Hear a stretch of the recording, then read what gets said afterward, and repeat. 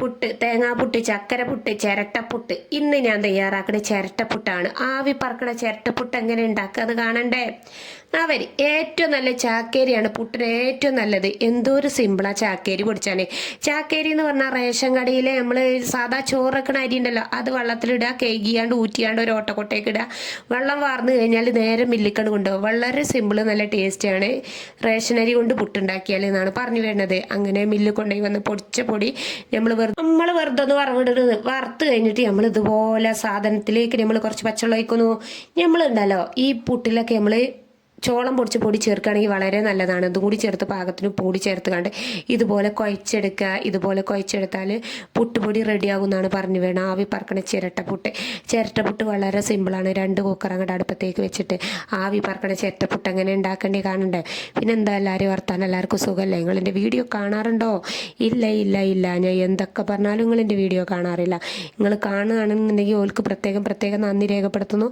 Share ചെയ്യണവർക്ക് പ്രത്യേകം നന്ദി രേഖപ്പെടുത്തുന്നു. സബ്സ്ക്രൈബ് ചെയ്തവർക്ക് പ്രത്യേകം നന്ദി രേഖപ്പെടുത്തുന്നു. എല്ലാവർക്കും ഞാൻ നന്ദി രേഖപ്പെടുത്തുന്നു എന്നാണ് പറഞ്ഞു വരുന്നത്. ഏത് ചാനലിലാണ് മക്കളെ ഇത്രത്തോളം നന്ദി നിങ്ങൾക്ക് കിട്ടൂല? ഒക്കെ അവനാൻ്റെ കാര്യമാണ്. അതല്ല, നിങ്ങൾക്ക് ഞാനൊരു റെസിപ്പിയെ കുറിച്ച് പറയുകയാണെങ്കിൽ അത്രക്കും കറക്റ്റാണ് ഞങ്ങൾക്ക് പറഞ്ഞു തന്നെ. അതുപോലെ ചെയ്യുകയാണെങ്കിൽ നിങ്ങൾക്ക് ഇതുപോലെ പുട്ടുണ്ടാക്കിയെടുക്കാൻ പറ്റും. വളരെ സിമ്പിളായിട്ട് ഉണ്ടാക്കാൻ പറ്റും എന്നാണ് പറഞ്ഞു വരുന്നത്. നമ്മൾ നേരെ ചട്ടിക്ക് തീ കൊടുക്കാൻ പോവാണ്. ചട്ടിക്കല്ല, കുക്കർ തന്നെ ആയിക്കോട്ടെ. 2 കുക്കർ വെച്ചിട്ട് ചിരട്ടച്ചിട്ടാണ് ഇന്നത്തെ നമ്മളെ കളി എന്നാണ് പറഞ്ഞു വരുന്നത്. ചിരട്ടപ്പുട്ടാണ് ഇന്ന് ഞാൻ തയ്യാറാക്കുന്നത്. ചിരട്ടപ്പുട്ട് എന്ന് പറഞ്ഞാൽ തേങ്ങ ചിരണ്ടുമ്പോൾ നമുക്ക് ചിരട്ട കിട്ടൂലേ? ആ ചിരട്ട വെച്ചിട്ട് പോന്നാൽ ഇതുപോലെ ഓട്ടണ കുത്തി കൊടുത്താൽ 3 കണ്ണുണ്ടാവില്ല, അതിനൊരു ഓട്ടണ കുത്തി കൊടുത്താൽ എന്താകാൻ പറ്റും? പാകത്തളവിനും കറക്റ്റ് പരുവത്തിലൊക്കെ കിട്ടും. ആ സാധനത്തിലേക്ക് നമ്മൾ നാളികേരം ഇട്ട് കൊടുത്തു. അതിൻ്റെ മേലൊക്കെ നമ്മൾ ഈ പുട്ടുപൊടി ഉതിർത്തിയത് നമ്മൾ ഇട്ട് കൊടുത്തു. പിന്നെ അതിൻ്റെ മേലൊക്കെ പിന്നെയും തേങ്ങ ഇട്ട് കൊടുക്കും. അങ്ങനെ നമ്മുടെ പുട്ടുപൊടി ഇവിടെ റെഡിയാകും. ഇങ്ങനെ റെഡിയായ സാധനം നമ്മൾ ആവി കയറി വരുന്ന കുക്കറിൻ്റെ മേലൊക്കെ ഇതുപോലെ ഇങ്ങോട്ട് വെക്കുന്നു. ഇങ്ങോട്ട് ഇതുപോലെ വെക്കും. ഇതുപോലെ വെച്ച് കഴിഞ്ഞാൽ ഇതിലിങ്ങനെ ആവി നിൽക്കാതെ വരും. പിന്നെയും നമ്മൾ റെസ്റ്റ് ഇല്ലാതെ അടുത്ത ചിരട്ട എടുക്കുന്നു.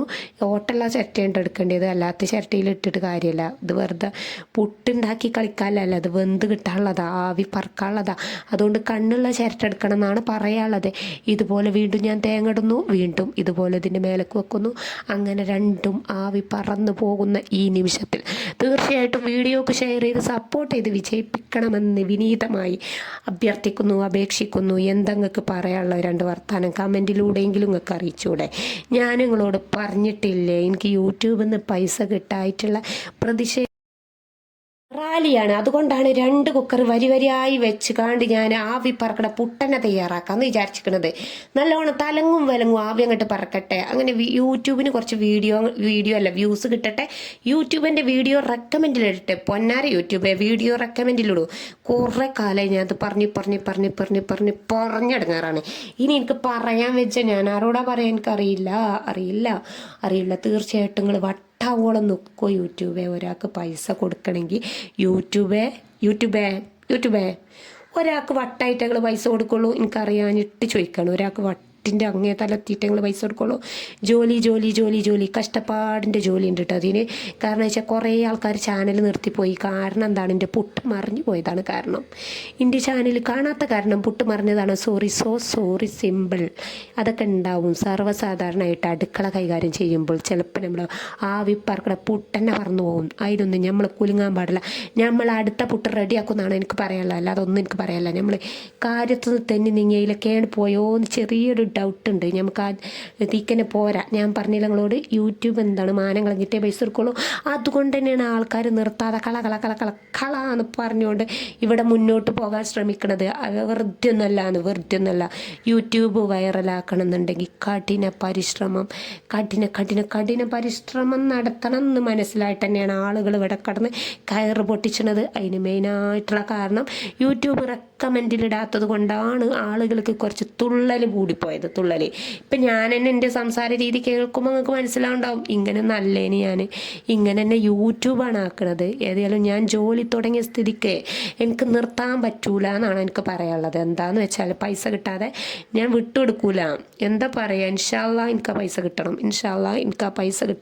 150,000 വട്ടം എനിക്ക് ആ പൈസ കിട്ടണം. എനിക്ക് പൈസ കിട്ടാതെ പറ്റൂല.